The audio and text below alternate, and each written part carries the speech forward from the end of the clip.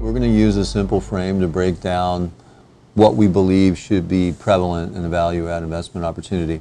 So starting with location, the location of value-add investments should be institutional in terms of its liquidity provided. We take this very seriously at Origin. That's why we only target 11 cities. We live in the cities, we know the cities. Even within the cities, certain neighborhoods are absolutely institutional and certain aren't.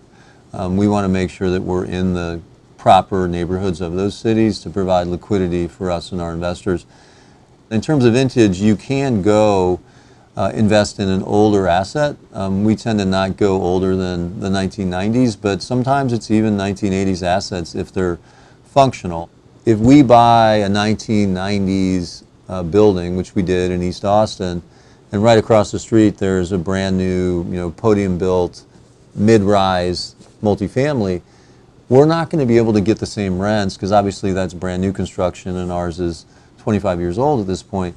But what we're trying to do is invest significant capital into that building, our building, so that it can compete with that and the spread is much, much narrower. So if the new building is getting $2,000 a month and ours used to get $1,400 a month, then post-capital investment we get $1,800 a month.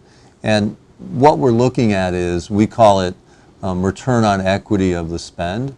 So if we believe that we can get 15 to 20% unlevered return on incremental equity, we're interested in the deal. When we buy any deal, we're using debt and equity.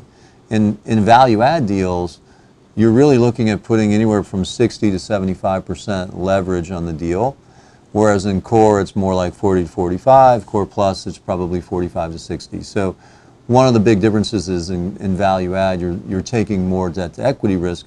If you're thinking about expected returns, value-add deals should be receiving anywhere from 11 to 15% annualized returns.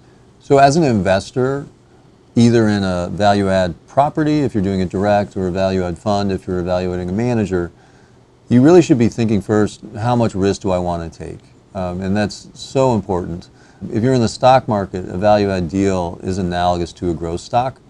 So if you're looking at the stock market and thinking, I really want to be in the NASDAQ, these are all growth stocks. When you buy Amazon or Apple or Facebook, you're looking for growth. Value-add is the way to take growth risk in real estate, but it absolutely isn't development, because I'll cover that next, which is in opportunistic investing.